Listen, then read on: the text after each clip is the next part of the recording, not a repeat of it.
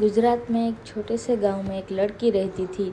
नाम था आर्या। वह साधारण थी, लेकिन उसकी आंखों में एक अजीब गहराई थी, जैसे कोई पुराना रहस्य छुपा हो। उसकी माँ सीता बहुत श्रद्धालु थी और हर रात महाकाली की आरती करती थी। गांव के बाहर एक पुराना टूटा हुआ मंदिर था, महाकाली का मंदिर। लोग कहते थे कि वहां रात में जाना मना है, क्योंकि वहां शक्ति जागृत है। वह आर्या को उस मंदिर की ओर अजीब खिंचाव महसूस होता था। एक रात चांद आधा था, हवा ठंडी और सन्नाटा गहरा। आर्या चुपके से घर से निकलकर उस मंदिर तक पहुंची। जैसे ही उसने मंदिर के अंदर कदम रखा, अचानक दीपक अपने आप जल उठे।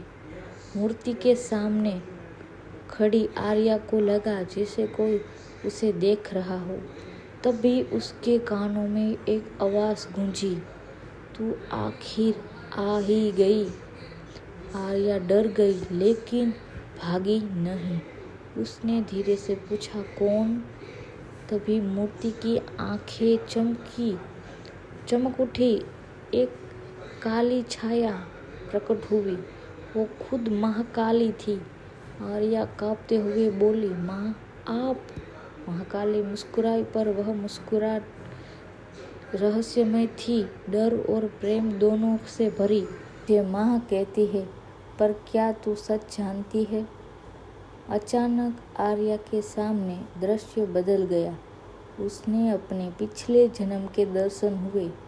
वो कोई साधारण लड़की नहीं थी, बल्कि महाकाली की एक अंश थी, जो पृथ्वी पर जन्मी थी। महाकाली बोली, तुझे यहाँ इसलिए भेजा गया है कि ताकि तू अंधकार को पहचान सके। असली युद्ध बाहर नहीं, तेरे अंदर है। उसी समय मंदिर के कोने से एक काली शक्ति उभरी। आर्या का एक डरावना रूप। उसका गुस्सा, डर और नफरत उस रूप में बदल चुके थे। आर्या घबरा गई। ये क्या है? महाकाली ने कहा, ये तू ही है जिसे तू स्वीकार नहीं करती। अब आर्या के सामने तो दो रास्ते थे, भाग जाना या अपने अंधकार को स्वीकार करना। उसने आंखें बंद की और धीरे से कहा, अगर ये मैं हूँ तो मैं इसे अपनाती हूँ।